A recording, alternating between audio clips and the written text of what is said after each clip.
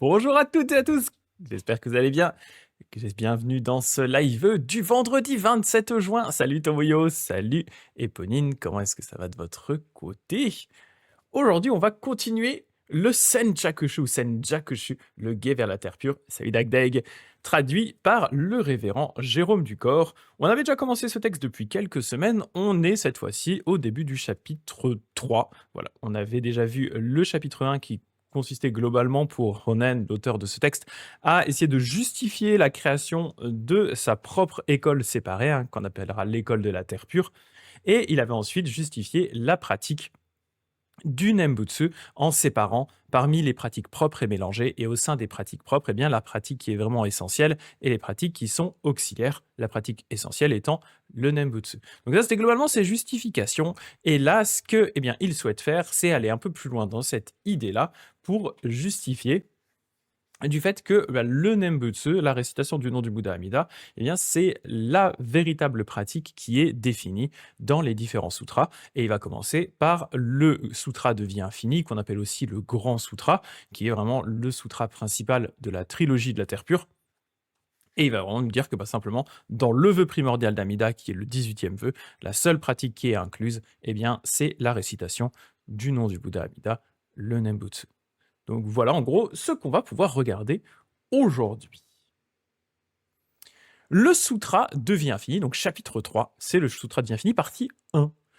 Passage montrant que le Tathagata Amida n'inclut pas les autres pratiques dans son vœu primordial et que seul le Nembutsu constitue son vœu primordial menant à la naissance de la terre pure. Donc pour ça, il va commencer par expliquer, dans le Sutra de vie infinie au premier volume, on trouve le 18e vœu, qui est vraiment ce qu'on appelle le vœu primordial d'Amida, qui dit « Si lorsque je serai un Bouddha, les êtres des directions qui d'un cœur sincère et d'une foi réjouie désirent naître en mon royaume, ne serait-ce qu'en 10 Nembutsu, n'y naissez pas, je ne prendrai pas le parfait éveil. » Et là, ce qui va être intéressant, c'est qu'il va faire un petit move, il va se tourner vers Shandao. Pour rappel, Ronen avait lu plusieurs fois le canon bouddhiste en entier et les commentaires qui allaient avec, et il n'arrivait pas à trouver la méthode qui pourrait marcher pour tout le monde, jusqu'à ce que, à force de lectures successives, eh bien, il y a un passage de Shandao qui lui saute aux yeux, et c'est un passage justement où Shandao explique que le Nembutsu, c'est la pratique qui est suffisante pour atteindre la naissance de la terre pure et devenir un Bouddha.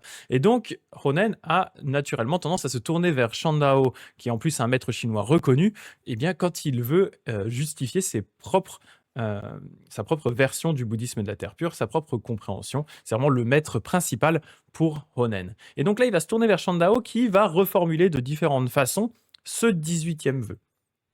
La méthode de contemplation de Shandao cite le passage précédent de la manière suivante. Si lorsque je serai devenu un Bouddha, les êtres des 10 directions qui prononcent mon nom en souhaitant naître en mon royaume au minimum en 10 exclamations, n'y naissez pas véhiculés par le pouvoir de mon vœu, je ne prendrai pas le parfait éveil. Donc la façon dont ici Shandao reformule le vœu, vous voyez qu'il y a même plus cette idée qu'on avait au début de un cœur sincère et une foi réjouie. Là, en fait, c'est tout simplement si les êtres des 10 directions qui prononcent le Nembutsu en voulant renaître dans son royaume n'y naissaient pas, eh bien, il ne veut pas, le Bouddha ne prendrait pas le parfait éveil. Et là, on a un point qui est assez intéressant, n'y naissez pas véhiculé par le pouvoir de mon vœu. Donc, on a cette notion ici importante de pouvoir autre qui revient, être véhiculé par les vœux du Bouddha. C'est-à-dire que ce n'est pas à nouveau la force du pratiquant qui va pouvoir lui faire renaître dans la terre pure, mais bien la puissance du Bouddha qui va l'y amener. Et dans un autre texte de Shandao, les hymnes de vénération de la naissance dans la terre pure, il y a le passage précédent à nouveau, relatif au vœu. Si je deviens Bouddha et que les êtres des 10 directions qui prononcent mon nom au minimum en 10 exclamations n'y naissent pas, je ne prendrai pas le parfait éveil. Là, c'est vraiment la version encore plus simplifiée. C'est vraiment si les êtres prononcent le nom en minimum 10 fois et qu'ils ne naissent pas, je ne veux pas devenir un Bouddha. Ce qui est intéressant aussi, c'est que dans ces passages, autant sur le passage relatif au 18e vœu que cite Ronen, que le passage ici de Shandao qui résume le 18e vœu, le principe d'exclusion qui est à la fin du 18e vœu, les personnes qui commettent les 5 offenses graves et qui calomnient la juste loi, normalement sont censés, avec des énormes guillemets, être exclus du vœu.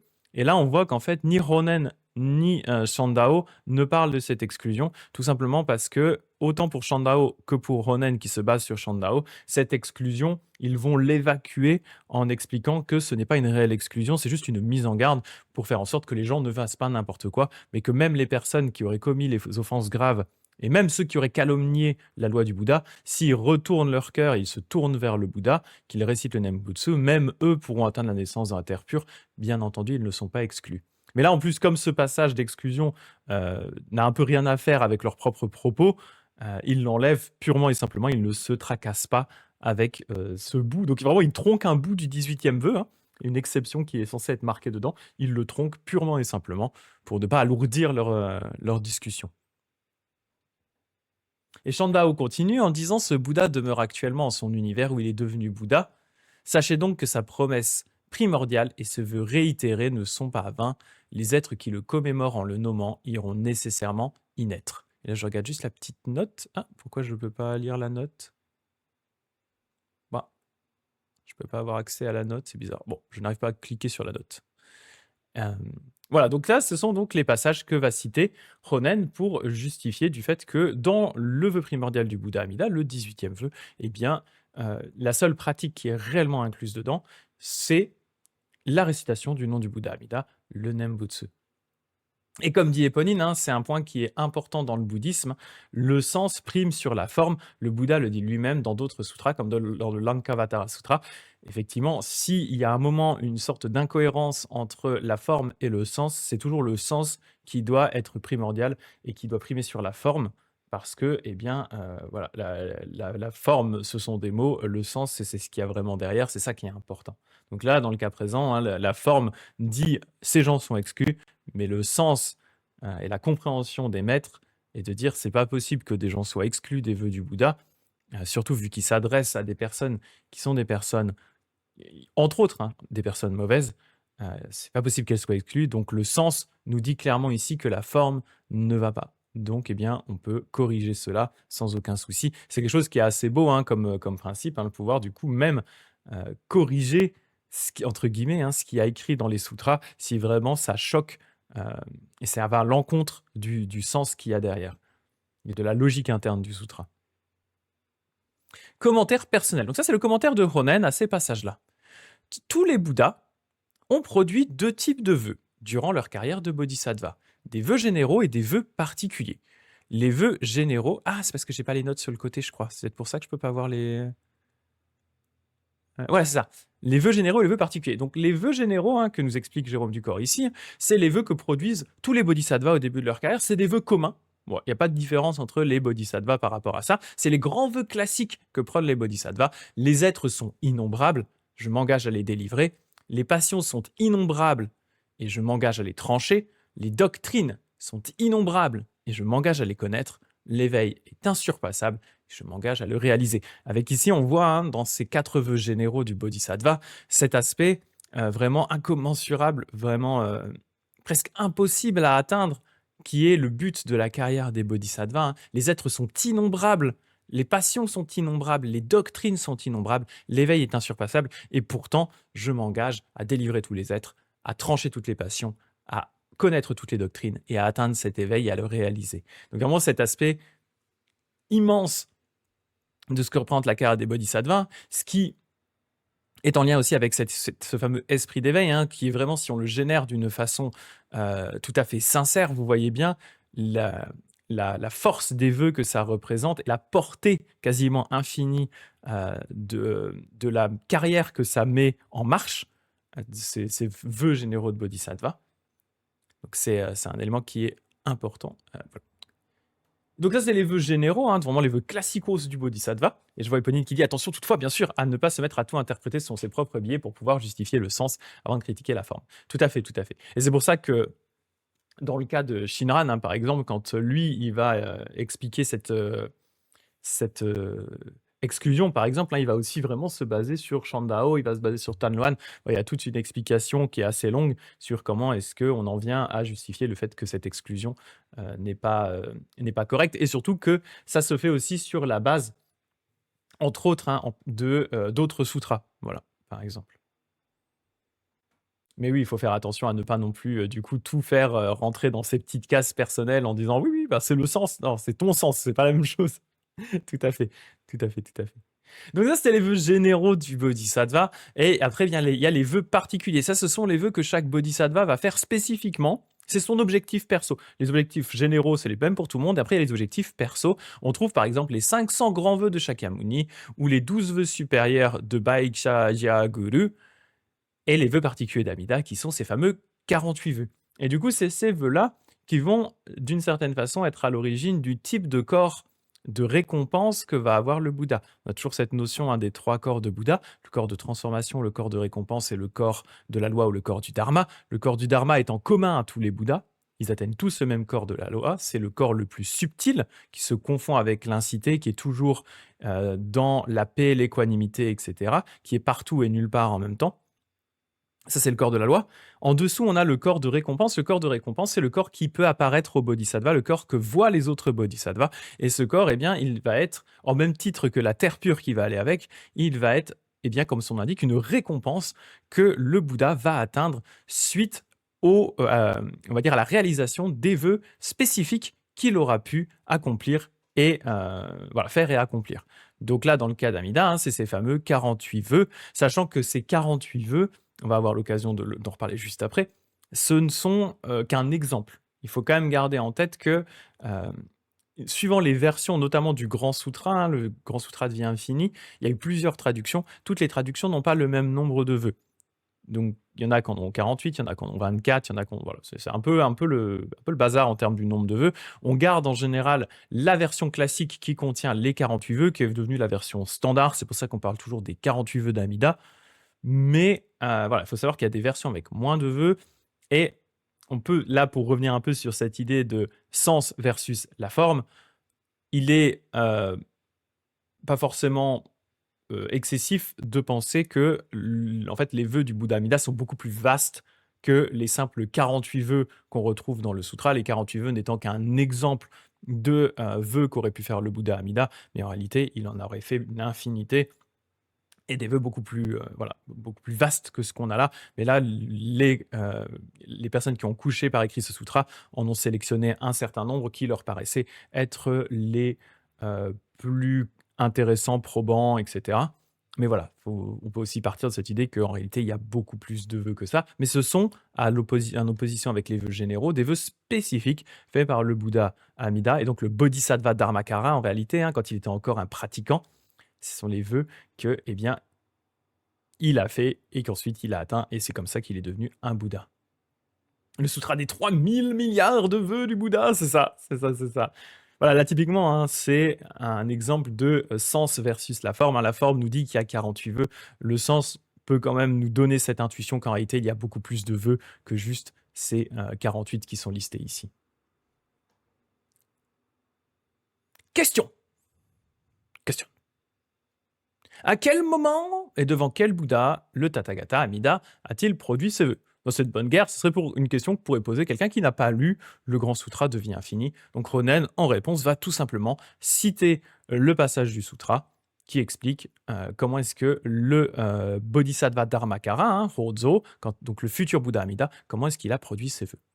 Le Bouddha Shakyamuni déclara à Ananda: « Dans un lointain passé, il y a d'incalculables périodes cosmiques infinies et inconcevables, le Tathagata, lumière de la lampe, vint en ce monde, qui instruisit et délivra d'innombrables êtres. Leur ayant tous fait obtenir l'éveil, il prit l'extinction libératrice, le nirvana final. Ensuite, il y eut un Tathagata nommé Lumière dans le lointain, et ainsi de suite, jusqu'à ce qu'il y ait un Tathagata demeurant dans le monde. Tous ces Bouddhas, dans leur ensemble, 53 au total, appartiennent déjà au passé. Il y eut ensuite... Attends, hop, j'affiche le message de Albuzz Lokeshvara-Raja. Il y a Ponine qui avait direct la réponse, mais elle s'est fait choper par Nightbot à cause des majuscules. Désolé, il faut que j'enlève ce truc, en plus ça sert à rien. Cette sorte de majuscules, c'est pas gênant. C'est pas surtout dans notre stream à nous. Pas comme si on était 500, quoi. Il y eut ensuite donc un Bouddha nommé le Tathagata, roi souverain du monde, ou comme dit Éponine, Lokeshvara-Raja, de son nom en sanskrit. En ce temps-là, donc il y avait ce fameux Bouddha qui était là, Tathagata, roi souverain du monde, et en ce temps-là, il y avait un roi, il y a eu un roi qui entendit ce Bouddha exposer la loi. Il éprouva de la joie en son cœur et produisit ensuite la pensée de l'éveil parfait et insurpassable. Abandonnant son royaume et renonçant à la royauté, il partit se faire religieux sous le nom de trésor de la loi, Dharmakara, du coup en sanskrit, Hozo en japonais, c'est donc le futur Amida, à l'époque où il était encore un jeune pratiquant. Se distinguant par la supériorité de son intelligence, de son courage et de sa connaissance, il surpassait tout le monde. Il se rendit auprès du Tathagata, roi souverain du monde, etc. Alors le Bouddha, roi souverain du monde, Lokeshvara Raja, lui exposa largement les qualités respectives du cadre et des habitants des royaumes de 21 millions de terres de Bouddha, qu'il lui dévoila tous conformément à son aspiration. Donc, il manque le passage au milieu, hein, où du coup, en gros, Hojo Dharmakara loue le Bouddha Lokeshvaraja et lui dit est-ce que tu pourrais, moi aussi j'aimerais pouvoir purifier un monde, est-ce que tu pourrais m'expliquer comment on fait pour purifier un monde, devenir un Bouddha comme toi et purifier un monde de Bouddha. Lokeshvaraja lui dit tu devrais savoir déjà comment est-ce qu'on fait ça.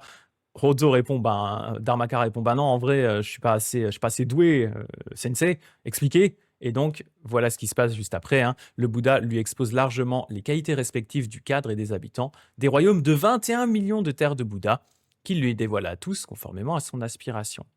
À l'audition de l'exposé du Bouddha, ce moine vit tous ses royaumes ornés de pureté, et il produisit ses vœux excellents et insurpassables. Son cœur étant apaisé, sa détermination n'avait pas d'attachement, dans tout l'univers nul ne pouvait l'égaler. Pendant 5 périodes cosmiques complètes de réflexion, il choisit les pratiques de purification afin d'orner son royaume de Bouddha. C'est la fameuse méditation de 5 périodes cosmiques, 5 kalpas de Hozo Bosatsu, du futur Amida, qu'on retrouve des fois représenté avec soit une énorme coupe afro, hein, comme j'ai dans mon Butsudan, dans mon petit Dharmakara, ou alors représenté avec des cheveux très longs. Il y a des représentations aussi où il est devenu tout maigre avec des cheveux longs parce que bah, oui, ça fait 5 périodes cosmiques qui méditent sans s'arrêter et sans manger, etc. Donc voilà, c'est une scène qui est de temps en temps représentée, en tout cas un petit peu au Japon, des représentations assez connues du Bodhisattva Dharmakara dans sa période de 5, dans sa méditation de 5 périodes cosmiques. Je vais d'ailleurs juste peut-être vous le montrer. Je vais voir si j'arrive juste à vous en trouver une, ça peut être sympa. Alors, hop. Dharmakara. Est-ce qu'on en a? Ah, voilà. Par exemple. Ah bah en plus, c'est une photo que j'ai prise moi, au moins comme ça. Hop. Voilà, typiquement, cette image-là, voilà, c'est le genre d'image qu'on retrouve des fois au Japon. Celle-là a été prise à Kyoto. Voilà. Où du coup, il a vraiment la coupe un peu comme un Bouddha, mais c'est devenu énorme avec une super coupe afro. Voilà. Et donc, il est en méditation, ça fait 5 kalpas. Du coup, ses cheveux ont poussé d'une façon complètement démesurée. Oui, c'est une bonne question, Éponine, hein, qui dit qu'il faudrait que je fasse des recherches pour savoir si le Dharmakara, la coupe afro, il existe aussi en Chine ou si c'est typiquement japonais. C'est ça. C'est une bonne question. J'ai l'impression que c'est un peu japonais, hein, cette représentation très spécifique. Attends, je vais regarder si je le tape en japonais, si j'en ai d'autres. Puis je vais vous montrer la mienne aussi que j'ai. Ozo. Voilà, trésor. Euh,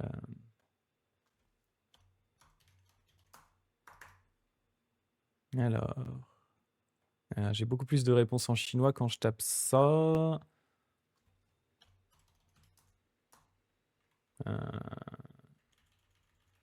Non, je l'ai pas là. Je n'en ai pas. Je n'en ai pas d'autres, mais je vais vous montrer le petit que j'ai.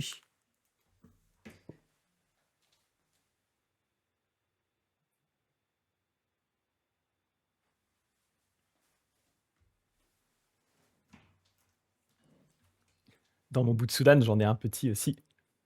Tadam. Il est trop mignon. Fait main. Le petit Rozo Bikku, le Bodhisattva Dharmakara. Je le repose, je reviens.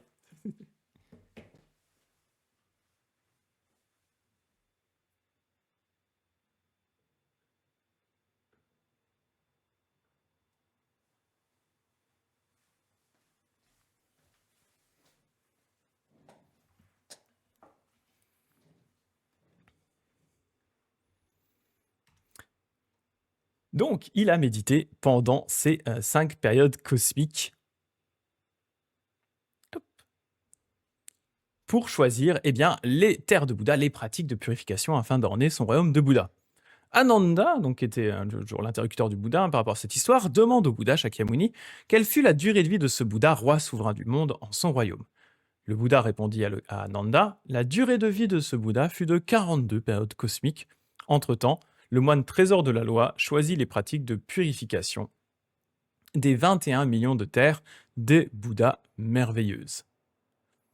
Le Grand Sutra d'Amida, qui est une autre traduction du Grand Sutra de vie infinie, dit « Le Bouddha, roi souverain du monde, sélectionna alors le bien et le mal respectifs des hommes et des dieux au sein de 21 millions de royaumes de Bouddha, ainsi que les merveilles et les défauts respectifs de leurs cadres, pour que trésor de la loi, Dharmakara Hozo, sélectionne les vœux qu'il désirait en son cœur. Lorsque le Bouddha Lokeshvara Raja eut fini d'exposer son enseignement, Dharmakara unifia son mental et obtint aussitôt l'œil divin.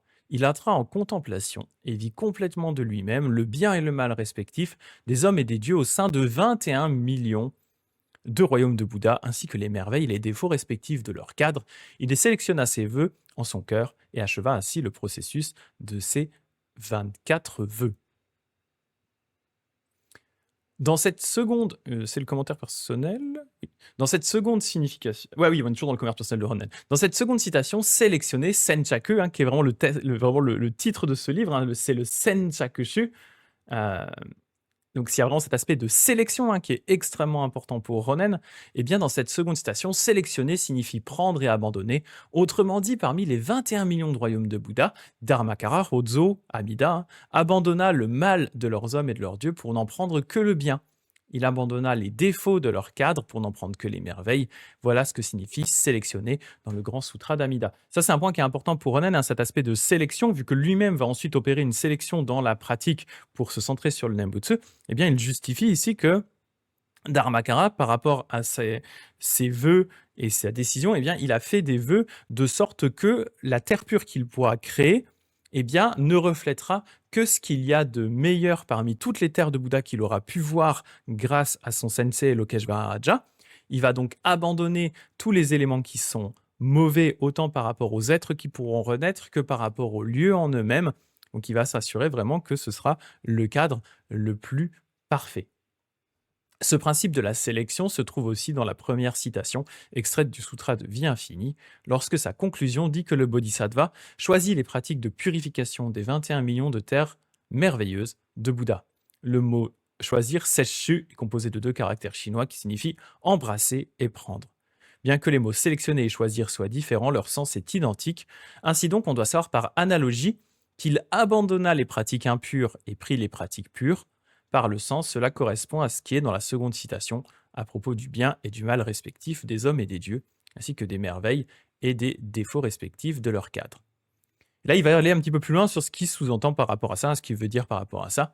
Examinons maintenant la signification de sélectionner et de choisir dans chacun des 48 vœux. Donc, il ne va pas faire les 48, sinon on en aurait pour tout le bouquin. Il va prendre un petit échantillon de vœux pour montrer ce principe de sélection qui est à l'œuvre dans les vœux de Dharmakara pour ne sélectionner que ce qu'il y a de meilleur pour sa future terre de Bouddha. Le premier vœu est le vœu de l'absence des 3 mauvaises destinées, des animaux, des esprits affamés et des enfers.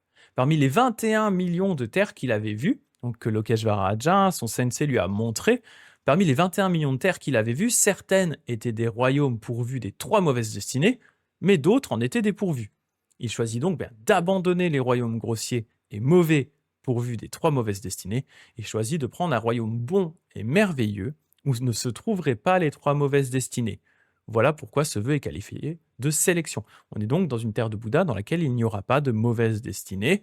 Les personnes qui naissent dans cette terre ne pourront pas être sous la forme d'animaux, d'esprits affamés ou des enfers. Et pour rappel, ceux qui étaient avec moi à la cérémonie Jodo Shinshu du lundi, d'ailleurs je remets ici sur le Discord, qu'on a fait ce lundi, on a lu le petit sutra d'Amida, le plus petit des 3 sutras de la Terre pure, et il y a un moment justement, il est question d'oiseaux qui seraient dans la Terre pure et qui chantent le Dharma, ils chantent les enseignements, ils chantent les 3 trésors, et bien sûr le sutra a très vite précise derrière en disant ces oiseaux qui chantent le dharma, ce ne sont pas des mauvaises renaissances, ce sont des créations du Bouddha Amida, des projections du Bouddha Amida pour, d'une certaine façon, apporter de la joie aux êtres de la terre pure. Ce ne sont bien entendu pas des mauvaises destinées sous la forme des animaux, ce qui irait effectivement à l'encontre de ce premier vœu du Grand Sutra, qui est le vœu de l'absence des 3 mauvaises destinées. Donc il y a une cohérence par rapport à ça, pour justifier qu'il y a des oiseaux,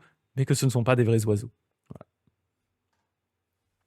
Le deuxième est le vœu de la non-rechute dans les 3 mauvaises destinées, car en effet, bien que certaines de ces terres de Bouddha fussent dépourvues des 3 mauvaises destinées, donc en elles-mêmes, elles ne les ont pas, les hommes et les dieux qui quittaient ces royaumes, à la fin de leur vie, retombaient dans les 3 mauvaises destinées. Mais en d'autres ne se trouvait pas une telle rechute. Il choisit donc d'abandonner les royaumes grossiers et mauvais, d'où l'on retombait dans les mauvaises destinées, et il choisit de prendre un royaume bon et merveilleux, dépourvu de rechute dans les mauvaises destinées. Voilà pourquoi ce vœu est qualifié de sélection. Vous voyez ici la nuance, le premier vœu, c'était de dire les personnes qui naissent dans cette terre pure ne peuvent pas renaître dans une des mauvaises destinées. Cette terre en elle-même, cet environnement purifié ne comporte pas les 3 mauvaises destinées, donc il n'est pas possible de renaître sous la forme d'animaux, d'esprits faméliques ou dans une destinée infernale. Elle n'existe littéralement pas dans cet environnement purifié. Mais le deuxième vœu derrière, c'est de dire, et en plus de ça, cette terre pure est un checkpoint qui fait en sorte que les personnes qui seraient renées dans cette terre pure-là, qui ensuite quitteraient cette terre à la fin de leur vie pour renaître ailleurs, ne puissent pas retomber dans les mauvaises destinées. C'est un checkpoint qui empêche de retomber dans les mauvaises destinées. Le troisième, par exemple, troisième vœu, est le vœu que tous les êtres de cette terre auront la couleur de l'or.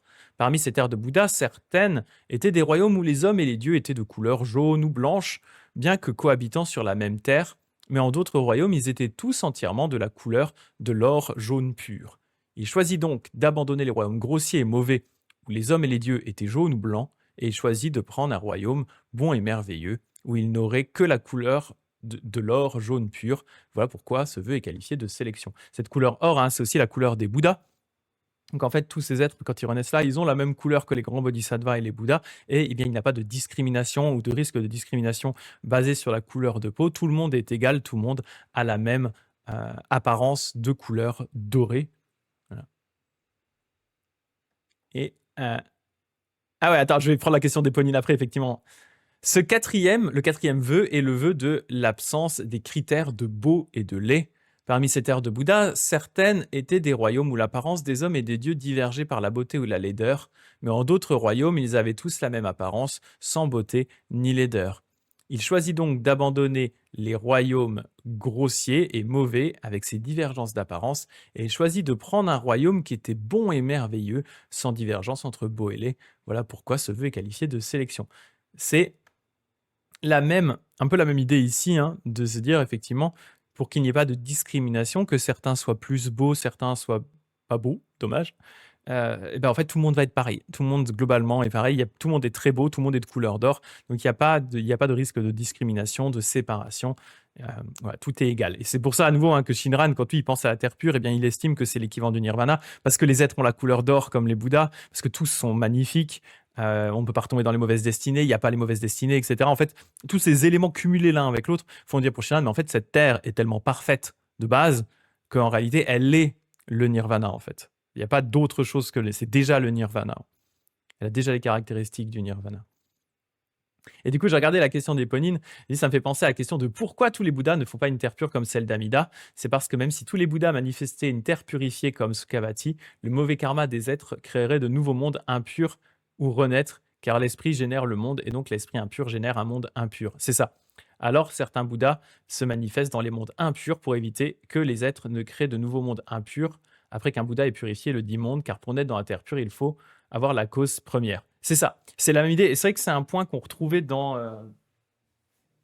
le sutra de Vimalakirti, au tout début du sutra, justement. Il y a un point qui est... vous pourrez reprendre ça pour ceux qui sont intéressés, on en avait discuté un petit peu. Ce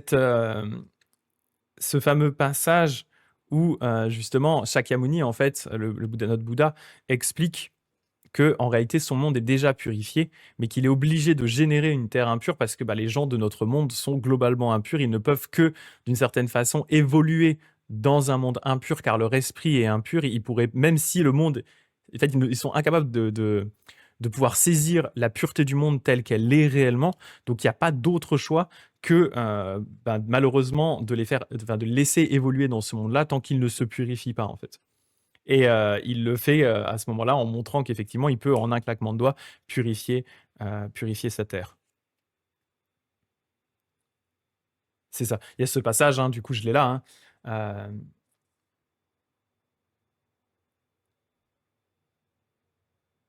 Je vais vous lire. Voilà, c'est ici hein, le passage qui dit s'il suffit. Attendez, je vais carrément vous l'afficher. Je vous fais une petite digression, mais c'est vrai que c'est un peu lié. Hop, attendez, je vais vous le mettre là. Tac, il faut juste que je revienne sur le passage. Salut Chessfish. Attendez, on va revenir. Il faut revenir quasiment au début. Hop.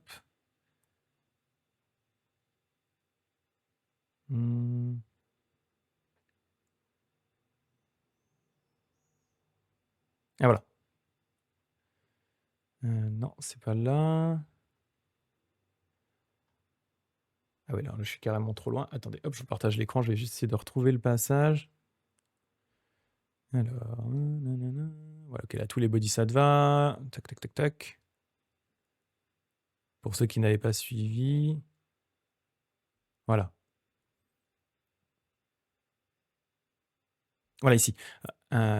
S'il suffit, donc c'est Shariputra hein, qui pense, hein, le moine Theravada, s'il suffit que l'esprit du bodhisattva soit pur pour que sa terre de Bouddha soit pure, eh bien, lorsque le vénéré de notre monde était encore bodhisattva, aurait-il eu des pensées impures car cette terre de Bouddha-ci n'est pas pure. Donc il faut comprendre que le Bouddha Shakyamuni évolue lui-même dans une terre de Bouddha, et cette terre de Bouddha, c'est notre monde Saha, hein, le monde de l'endurance, monde caractérisé par la souffrance, qui, on est tout à fait d'accord là-dessus, n'est pas une terre pure. Il y a un gros écart de pureté entre, en tout cas apparente, entre notre monde et le monde du Bouddha Shakyamuni. Et donc Shariputra, qui est un peu joueur ici, il dit, mais si ça dépend du coup des vœux et de la pureté du bodhisattva dans sa pratique, est-ce que ça sous-entend que le Bouddha Shakyamuni, quand il était encore un bodhisattva, il n'était pas très très pur, hein, parce que vu la gueule de la terre pure qu'on se tape, oh là là, ça devait pas être fameux. C'est un petit peu joueur, Shariputra. Connaissant sa pensée, le Bouddha s'adressa à Shariputra. À votre avis, lui demanda-t-il, est-ce parce que le soleil et la lune ne sont pas purs que les aveugles ne les voient pas? Non, vénéré du monde, la faute en revient aux aveugles, le soleil et la lune ne sont pas coupables. Au Shariputra, c'est la faute des êtres s'ils ne voient pas combien le royaume de Bouddha de l'ainsi venu, de même que tous ses ornements sont purs. Le Tathagata n'est pas coupable. Ma terre de Bouddha est pure, mais vous ne la voyez pas. Et donc après, hein, il va pouvoir démontrer la pureté. Hein. Shariputra il dit, moi je vois une terre avec des reliefs, des ravins, des épines, des sables et des gravillons, bref, des montagnes de terre et de roches que tout comble de leur méchante souillure. Et le Bodhisattva explique, c'est votre esprit vénérable qui a des hauts et des bas. Vous n'usez pas de la transcendance connaissance des Bouddhas et c'est uniquement pour cela que cette terre vous semble impure. Et donc au même instant, le Bouddha presse un orteil sur le sol et aussitôt notre univers d'1 milliard de mondes se para de précieux ornements par centaines et milliers. On aurait cru la terre précieux ornement des mérites démesurés du Bouddha précieux ornement. Donc en fait, juste en posant un orteil, eh bien, il montre à Shariputra la réalité de ce qu'est vraiment ce monde et la pureté de ce monde. Et là, il explique, mon royaume de Bouddha au Shariputra est toujours pur comme à cet instant, c'est seulement parce que je veux libérer les êtres vils que je manifeste cette terre impure avec tous ces maux. Les dieux mangent au même plat de pierreries, mais la couleur de ce qu'ils mangent est fonction de leur mérite individuel. De la même manière, Shariputra, l'homme qui a l'esprit pur voit les mérites qui parent cette terre avec autant de splendeur. Voilà. Donc il y a cette idée vraiment de se dire, il est obligé d'une certaine façon, parce que les êtres de notre monde, la plupart en tout cas, ne sont pas capables de concevoir et d'évoluer dans le niveau de pureté qui est réellement la terre de Bouddha. Ils ne peuvent pas le concevoir, en fait, ils n'ont pas les facultés, ils n'ont pas le niveau d'avancement spirituel suffisamment haut pour pouvoir arriver à vivre dans cet environnement-là. Donc c'est la raison pour laquelle eh bien, le Bouddha est obligé d'une certaine façon de manifester une terre impure. Shakyamuni clash les êtres. C'est tous des gros nulos. Oh les nulos. Ils savent même pas voir que la terre elle est pure. Oh les nazes. Voilà. Voilà, c'était un petit rappel, mais c'est vrai que c'est un bon point. Et donc dans notre cas, comme on est sur le Bouddha Amida, lui, il va prendre une autre approche qui est de dire, moi je vais créer un environnement un peu à part, un environnement pur, et tout simplement, je vais le générer pour que les êtres puissent venir naître dedans. Et comme ils viendront véhiculés par mes propres vœux, par ma propre force, eh bien, ils pourront, du coup, atteindre une naissance qui sera une naissance bien meilleure dans vraiment cette terre la plus parfaite possible. Voilà. Et les deux se complètent au final, d'une certaine façon. Tout à fait. Tout à fait, tout à fait. Et ainsi de suite. Donc là, il avait expliqué 4 exemples de vœux. Ainsi de suite, il ne va pas tous les faire parce que ça prendrait trop de temps. Ronan, j'ai dit, pardon, il ne va pas tous les faire. Et ainsi de suite jusqu'au 18e vœu, le vœu de la naissance dans la terre pure par le Nembutsu. Parmi ces terres de Bouddha, certaines étaient accessibles par la pratique du don, d'autres par la pratique de la garde des préceptes, de l'endurance, de l'énergie, du recueillement ou de la sagesse, la foi dans la vérité absolue. D'autres par la pratique de la pensée d'éveil, des 6 commémorations, de la garde des sutras ou de la garde des formules, des dharani, les formules magiques. D'autres encore par toutes sortes de pratiques comme la construction de stupas et de statues, l'entretien des religieux et la piété filiale ou le service auprès de son vieux maître. D'autres enfin étaient accessibles par la pratique de la prononciation exclusive du nom de leur Bouddha. De prime abord, une seule de ces pratiques semblerait s'appliquer à une seule terre de Bouddha. Cependant, à y regarder de plus près, l'interprétation de ces pratiques n'est pas fixe. Dans certains cas, plusieurs pratiques étaient nécessaires pour aller naître dans une terre. Dans d'autres cas, une seule et même pratique permettait de naître dans plusieurs terres différentes. Bref, ces pratiques étaient si diverses que je ne peux les détailler complètement. Donc il dit voilà, il y a déjà plein de pratiques variées.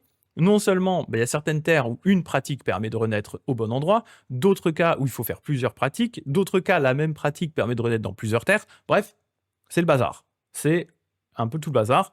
Et donc ici, dans son 18e vœu, Trésor de la Loi choisit d'abandonner toutes les pratiques mentionnées ci-dessus, depuis le don et la garde des préceptes jusqu'au service de son vieux maître, et il choisit de prendre la prononciation exclusive du nom du Bouddha.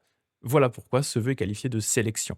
J'ai brièvement traité de cette sélection en me bornant à 5 de ces vœux, mais il faut comprendre que la même interprétation s'applique par analogie à tous les autres vœux. Voilà, il a simplement un petit peu simplifié le discours.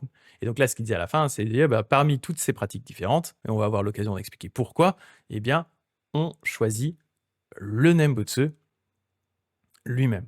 Et donc, bien sûr, la question qui va arriver juste après, qui est une question assez logique, c'est pourquoi? Pourquoi est-ce que parmi toutes ces pratiques-là, eh bien, le Bouddha Amida choisirait uniquement la prononciation du nom au lieu de n'importe quelle autre de ces pratiques? Pourquoi celui-ci? Pourquoi cet élément-là spécifique?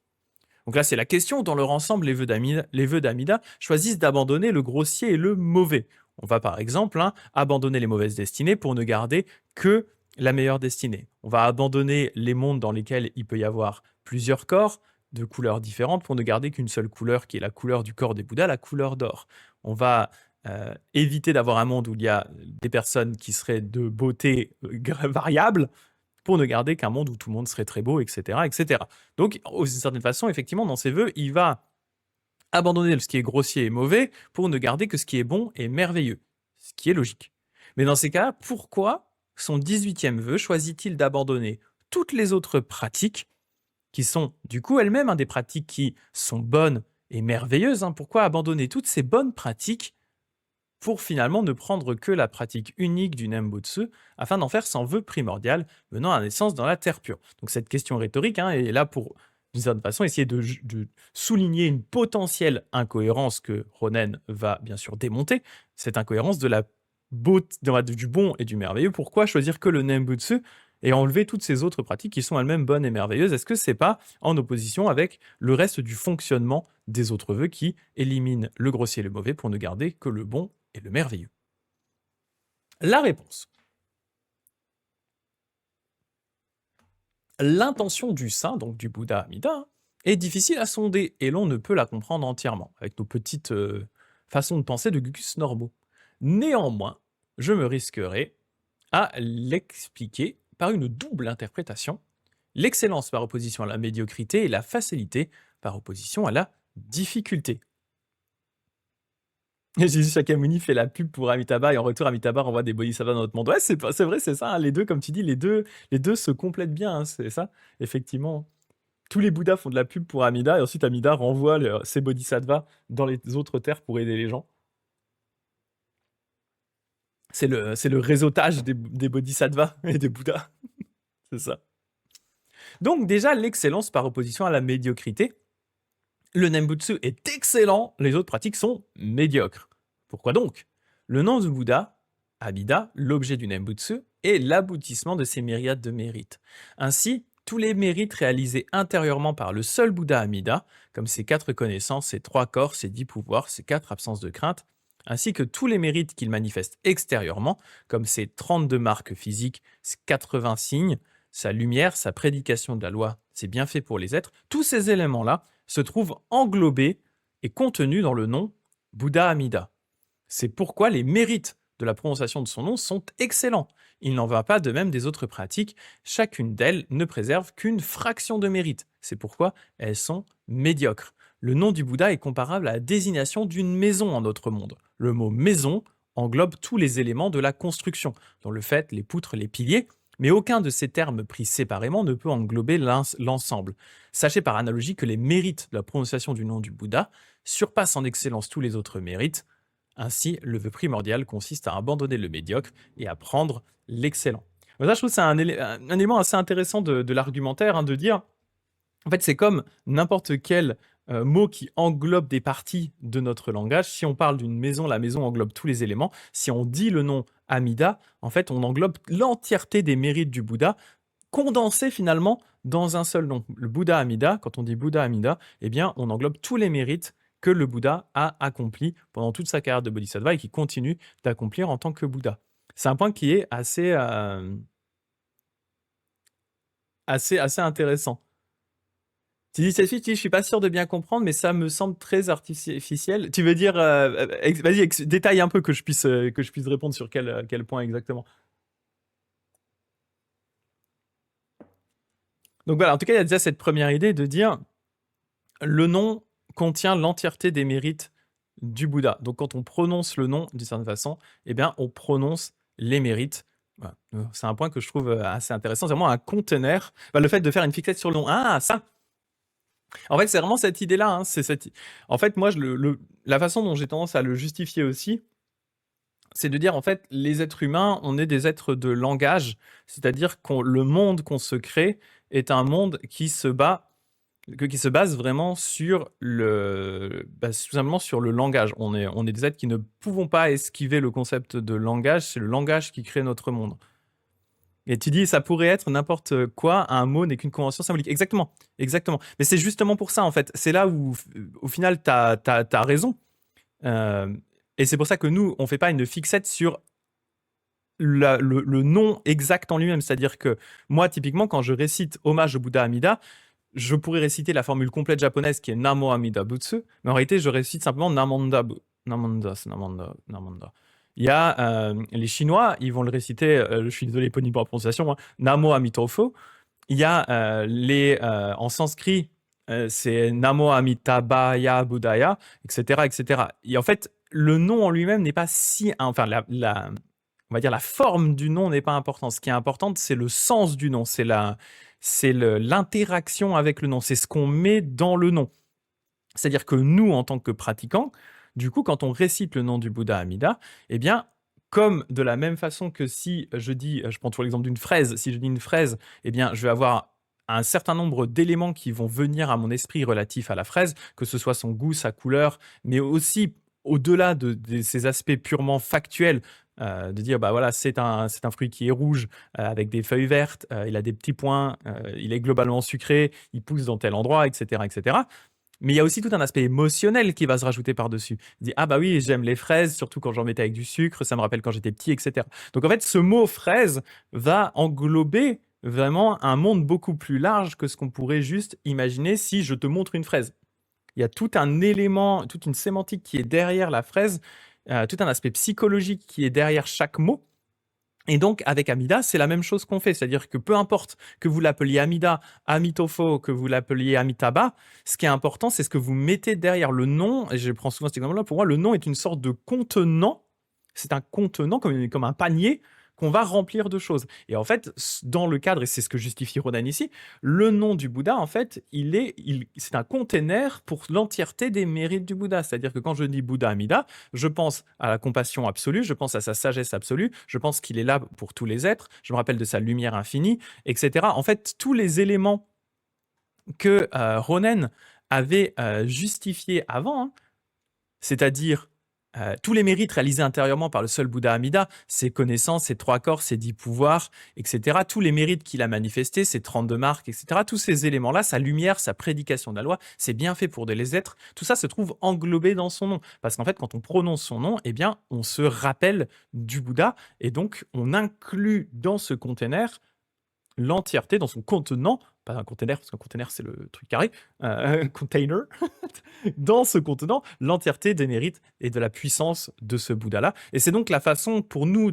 êtres humains, la plus simple et naturelle pour interagir avec ça. Parce que quand je vais prononcer son nom, eh bien, ça va m'évoquer tout un certain nombre de choses. Et plus ma relation avec le Bouddha va se renforcer, et plus cette récitation du nom va m'évoquer de choses. Ça voilà. Voilà, exactement ce que dit Éponine. Voilà, alors je reprends un peu les messages d'Éponine. Hein, la forme du nom ne compte pas, c'est le sens du mot. Le nom du Bouddha en sanskrit Amitabha, en chinois c'est Amitoro, Tofo, ou, comme on le dit, et en japonais Amida.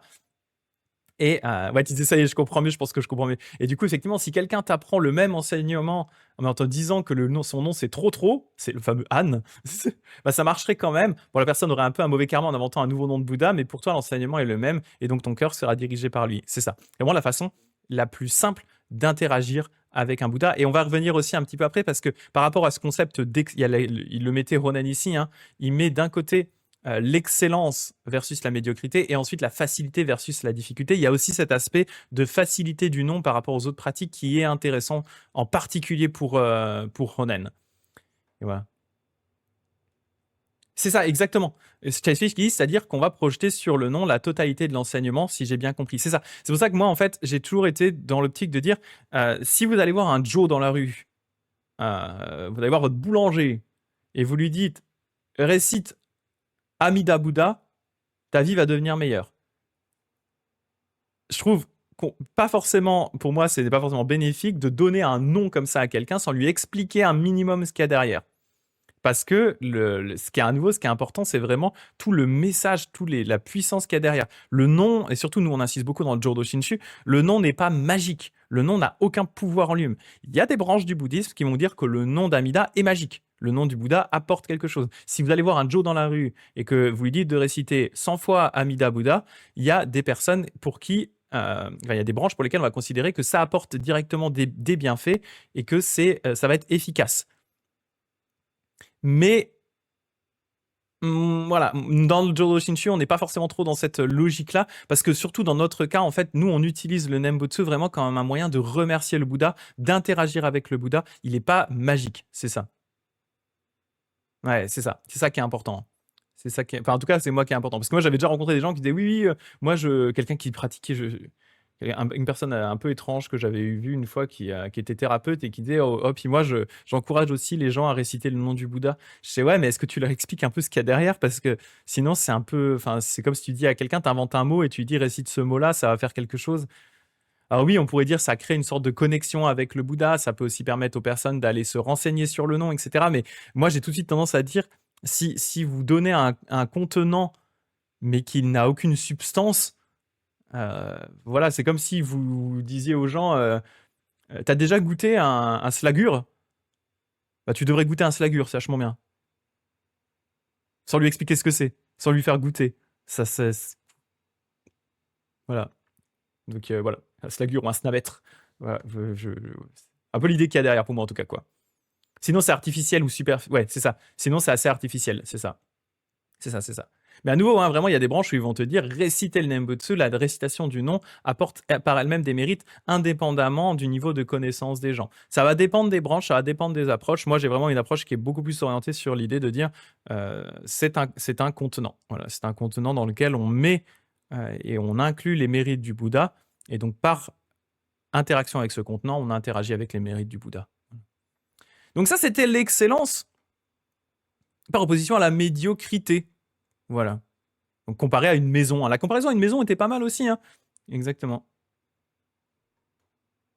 Voilà, et Ponine qui apporte son point de vue, parce que c'est effectivement, c'est à ça que je pensais, hein, qui dit de notre point de vue en Chine, hein, parce que Ponine est d'une branche chinoise, de notre point de vue en Chine, réciter le nom du Bouddha sans savoir le sens marche un peu car nos esprits sont tous connectés. Donc un peu de mérite de ceux qui connaissent la doctrine se transfère à la personne ignorante. C'est vraiment juste une graine qui va se planter, une pas germer tant que la personne n'aura pas développé l'esprit tourné vers le Bouddha et ses mérites. Voilà, c'est un peu la nuance, c'est un peu la nuance là-dedans.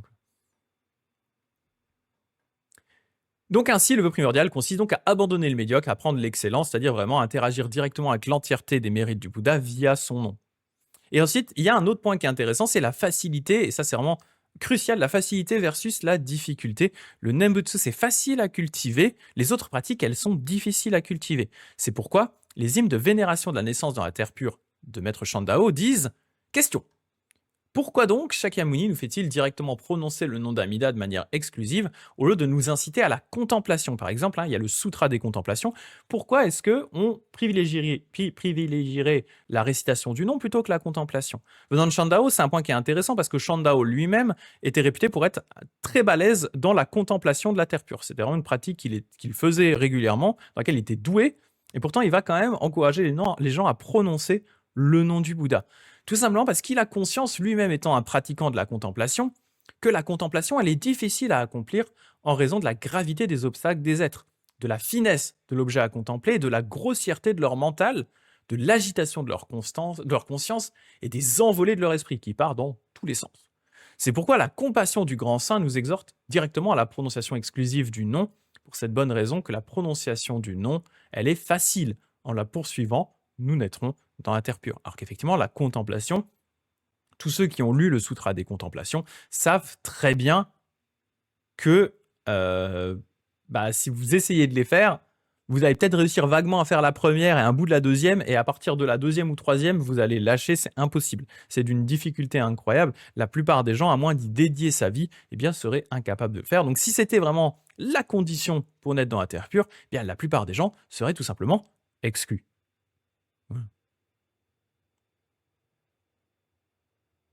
C'est ça, et chez Chessfish disait, bon, c'est-à-dire que même si tu n'y connais pas grand-chose en récitant, tu sais que, disons, tu fais vœu de vrai pour le bien, au minimum, et c'est déjà ça, si je comprends, au-delà de l'aspect un peu ésotérique du transfert des mérites entre les esprits. Je vais laisser Éponine répondre plus par rapport à ce point-là, si elle veut, mais effectivement, ouais, c'est ça. Et effectivement, et oui, et ce que dit Éponine, c'est que il y a aussi du mérite, parce que c'est toujours mieux de dire le nom d'un Bouddha plutôt qu'une bêtise ou une injure, même sans en connaître le sens. Dans ce sens-là, oui, c'est aussi intéressant, bien sûr. Ouais. Et en outre, la somme de la naissance de la terre pure de Genshin, qui est un maître japonais pour le coup. Question. Comment les bonnes actions dans leur ensemble, question comme les bonnes actions dans leur ensemble ont chacune leur mérite propre, elles permettent toutes d'aller naître dans la terre pure. Mais pourquoi donc encourager la seule méthode du Nembutsu? Réponse.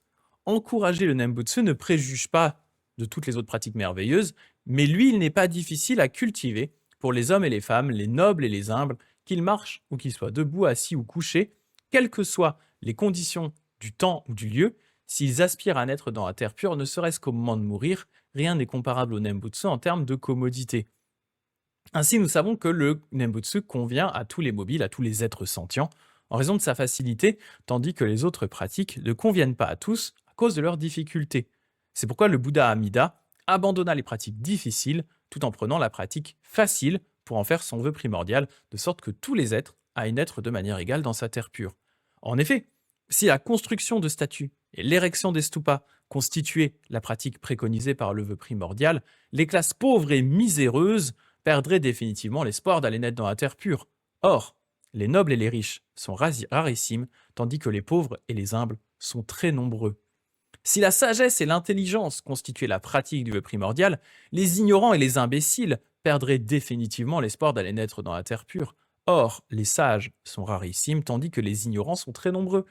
Si l'érudition constituait la pratique du vœu primordial, les compagnons peu instruits perdraient définitivement l'espoir d'aller naître dans la terre pure. Or, les érudits sont rarissimes, tandis que les ignares sont très nombreux.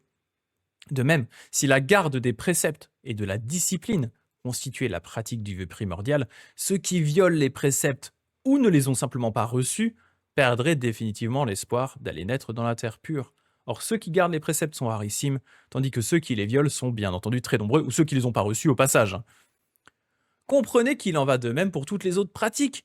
Sachez donc que si l'une ou l'autre des pratiques précédentes constituait la pratique préconisée par le vœu primordial, les êtres pouvant naître dans la terre pure seraient rarissimes. Au contraire, ceux qui ne pourraient pas y naître seraient très nombreux.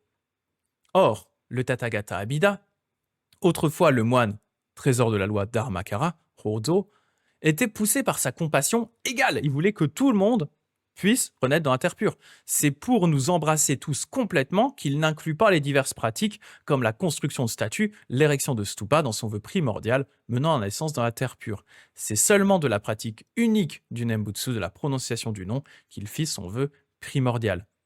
C'est pourquoi les hymnes de liturgie pentatonique du maître en méditation Fazao disent, en citant Shimin, « Ce Bouddha en se rang causal établit ce vœu universel. Ceux qui entendent mon nom et me commémorent, je viendrai les accueillir globalement, sans choisir entre les pauvres manants et les nobles riches, sans choisir entre les sous-doués et les grands génies, sans choisir entre les érudits et ceux qui gardent les purs préceptes, sans choisir entre les violeurs des préceptes et ceux dont les racines de faute sont profondes, en leur faisant seulement retourner leur cœur, et par plusieurs nembutsu, il peut faire changer en or les gravats. » Cette phrase, elle est très importante. Shinran, cette citation, Shinran va aussi l'utiliser dans le Kyogyo Shinsho, son ouvrage principal. Et il y a aussi un texte qui n'a pas été traduit en français malheureusement, un ouvrage d'introduction au Jodo Shinshu en anglais qui s'appelle justement Bits of Rumble Turned into Gold. Donc vraiment, c'est qui est du coup une paraphrase de ceci. Il peut faire changer en or les gravats. Bits of Rumbles Turned into Gold, qui est un des textes classiques du Jodo Shinshu, de vulgarisation du Jodo Shinshu aux États-Unis. Voilà, c'est un point qui est important. Et c'est ce qui est important, toujours, ce que je disais au début, c'est que justement, Ronen, pour lui, il y a cette idée de la pratique bouddhiste, elle doit être ouverte à tous. Et c'est pour ça, lui, c'est vraiment, il avait un objectif, et ça, c'est intéressant, c'est quelque chose que je vous encourage à faire dans vos propres études personnelles, surtout en philosophie, théologie, etc. Posez-vous des questions, c'est-à-dire quelle est votre problématique fondamentale? À quoi avez-vous besoin, plus qu'envie, mais un besoin primordial de réponse? Quelle est vraiment la chose à laquelle vous devez trouver une réponse? Quel est votre but quand vous passez à travers ces textes? Bien sûr, vous pouvez passer à travers ces textes et vos recherches personnelles sans avoir un objectif, c'est tout à fait possible par pure curiosité, mais le fait d'avoir une question qui soit là, à laquelle vous cherchez une réponse, eh bien, ça peut aiguiller vos lectures, ça peut vraiment vous tourner vers ce dont vous avez besoin de lire. Et c'était vraiment l'optique ici de Honen quand il a lu l'entièreté du canon bouddhiste. C'est sa question qu'il avait, c'était de dire moi, ok, je suis un des plus, il le sait, je suis un érudit, je garde les préceptes, mais je vois bien autour de moi comment le monde y tourne. On peut pas se baser, et ça c'est très fort de la part de Ronen, on peut pas se baser sur mon exemple, parce que je vois bien que, ok, même si moi j'arrive à garder les préceptes, même si j'ai le temps pour étudier et méditer et tout, les gens normaux, ils peuvent pas faire ça. Et le bouddhisme ne peut pas exclure les gens normaux au privilège de mecs comme moi. Donc la question que se pose Ronen quand il lit tous ces textes, c'est quelle est la pratique? Est-ce qu'il y a quelque part dans tous ces textes une pratique, un chemin qui serait ouvert à absolument tout le monde? Les pauvres comme les riches, les sous-doués comme les génies, les illettrés comme les érudits, les hommes comme les femmes, tout ce qu'il y a au milieu. Quelque chose qui serait ouvert à tout le monde. Absolument tout le monde. Et c'est ça la grande question que se pose Ronen. Et c'est vraiment quand il va rencontrer Shandao qu'il va dire « Ok, ça y est, j'ai trouvé. C'est ça. C'est cette pratique que j'ai trouvée. » Donc voilà, et je vous encourage vraiment à faire un peu la même chose, à garder, essayer d'avoir vos grandes questions. Prenez conscience des grandes questions philosophiques qui vous travaillent lors de vos études. Non, ok, qu'est-ce qui vous travaille? Typiquement, moi, une des grandes questions principales qui me guide, c'est pourquoi y a-t-il du mal dans le monde? C'est vraiment le point principal sur lequel je cherche des réponses systématiques, c'est la question et la problématique du mal dans le monde. Donc, la plupart de mes études vont être orientées à un minimum relatif à cette question-là. Voilà. Voilà, c'était un petit aparté philosophique, mais ouais. Ayez conscience de ça, et c'est les questions que vous vous posez qui vont orienter aussi vos lectures derrière. Surtout pour les personnes qui s'intéressent un peu. Moi, je commence un peu à m'intéresser à la philo là depuis quelques temps. Je me rends bien compte qu'en fait, c'est très très vaste. Et du coup, effectivement, ça sert à rien d'aller lire un auteur s'il aborde des problématiques qui n'ont rien à voir avec vos problématiques personnelles, avec vos questionnements personnels. Donc, ayez conscience de vos questions pour savoir ensuite quoi lire, parce que sinon, vous allez lire des trucs qui vont pas forcément vous intéresser, quoi. C'est ça. Et, Chelsea qui disait, oui, on parle d'une époque où l'illettrisme dominait largement, effectivement, effectivement. Et ce que répondait Éponine, hein, oui, en plus, à l'époque, beaucoup de bouddhistes réservaient leurs enseignements aux élites lettrées, ce qui est en désaccord, effectivement, avec l'idéal universel bouddhiste. C'est ça. Et Tomeo qui disait, il y a un proverbe japonais qui dit, si tu es pressé, fais un détour. Exactement. Exactement. Mais tu vois, est-ce que même si on remettait ça de nos jours, parce que par rapport à ta remarque, on pourrait avoir l'impression que du coup c'est un peu obsolète. Mais en réalité, est-ce que c'est si obsolète que ça? Il y a toujours des riches et des pauvres.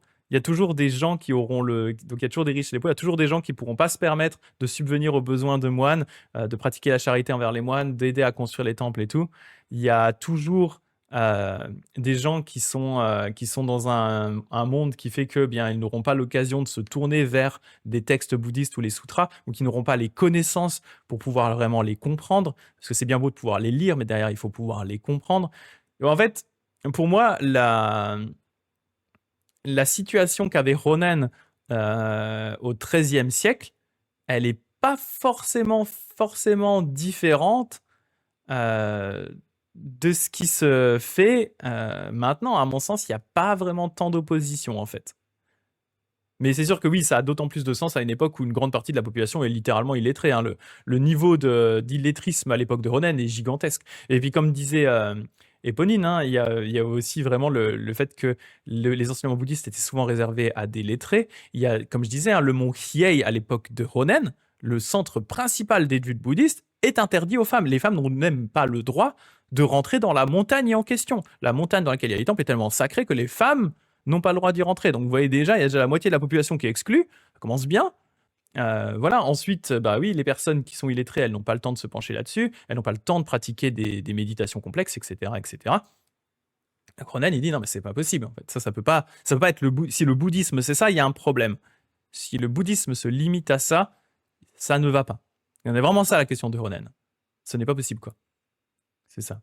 Et Pauline qui dit, quand j'étudie la philosophie aussi, je me tape des livres très voire trop compliqués, et ben je me demande comment je pourrais le vulgariser pour expliquer aux gens qui n'ont pas envie de prendre le temps ou le temps de se taper ces pavlards. Ouais, mais c'est la bonne chose, hein. Franchement, c'est la bonne chose.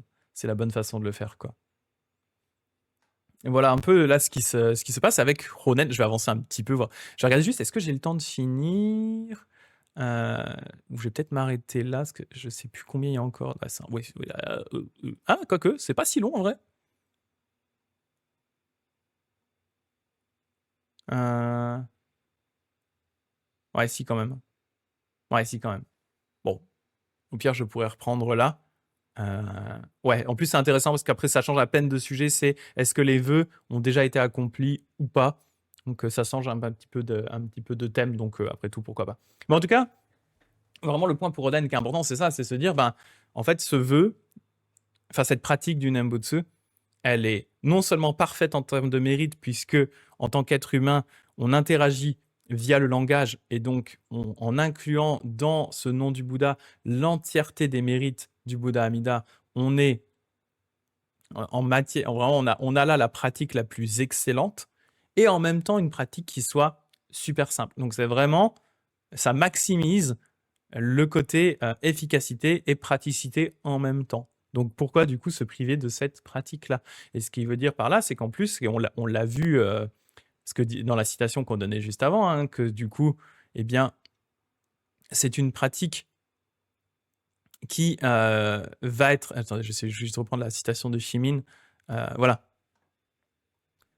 Sans choisir entre les pauvres manants et les nobles riches, entre les sous-doués et les génies, entre les érudits, ceux qui gardent les préceptes, ceux qui violent les préceptes et ceux dont les racines de fautes sont profondes, en leur faisant seulement retourner leur cœur, et par plusieurs Nembutsu peut faire changer en or les gravats, ce qui fait que c'est vraiment ouvert à absolument tout le monde. Et Ronan, lui, ça va pas être des paroles en l'air pour lui. Quand vraiment il voit ces textes-là, il les comprend vraiment et il les accepte en disant: OK, je vais les mettre en pratique. Ce qui sous-entend que dans la communauté de Ronen, on avait vraiment tout type de personnes, incluant effectivement des prostituées, par exemple, qui étaient rejetées de la plupart des autres endroits parce que ben, elles étaient considérées comme impures de par leur métier. Ronen leur dit, mais c'est pas grave. Et il y a vraiment il y a une discussion, il y a vraiment une lettre qui a été enregistrée, une discussion qui a été enregistrée entre Ronen et une prostituée, où, oui, c'est une discussion, je crois, où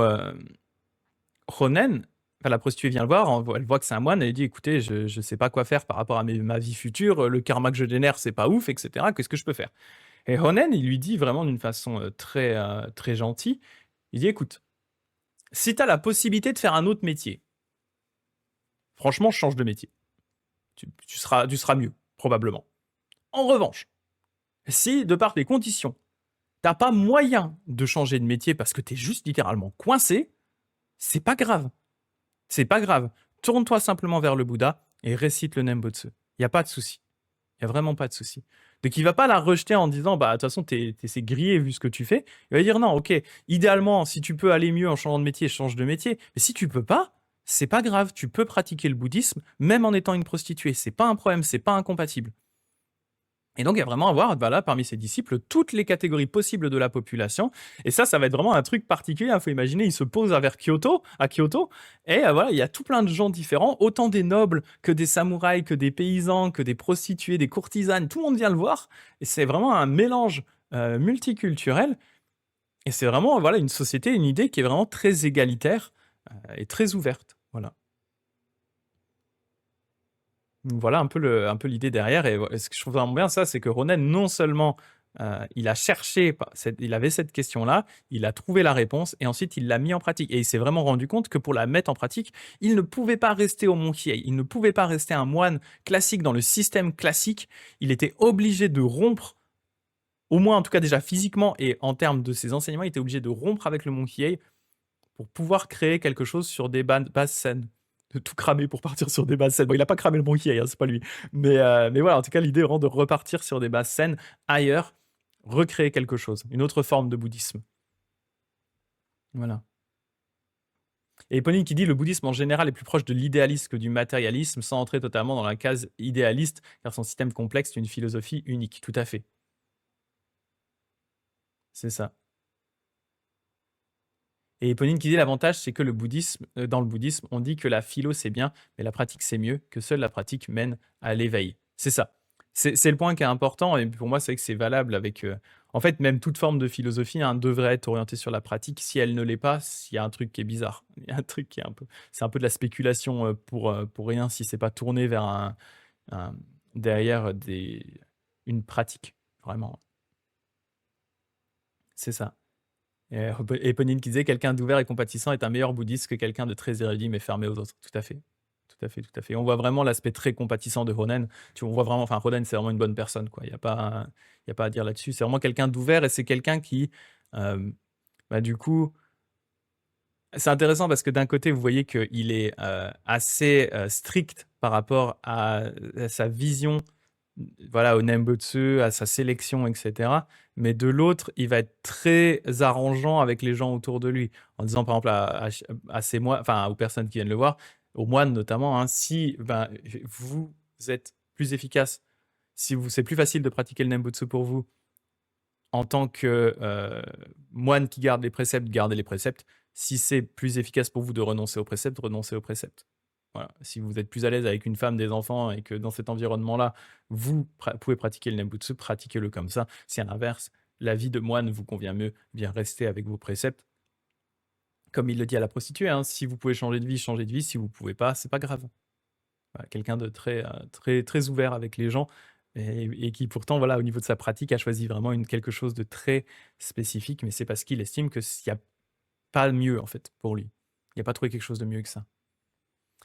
Voilà, bah écoutez, je pense qu'on continuera, on finira ce chapitre la semaine prochaine. Et en plus, le deuxième chapitre, enfin le chapitre juste après, hein, le chapitre 5, c'est le chapitre 5. Je suis perdu là dans mes chapitres. Oui, je crois que c'est ça. Oui, c'est ça. Non, chapitre 4, pardon, autant pour moi. Le chapitre 4 est également sur le Grand Sutra de Vie Infinie, donc ça se suit. Les deux éléments se suivent, donc on peut facilement continuer comme ça la semaine prochaine. Et il y a un patron comme Ronen, c'est ça. Yes.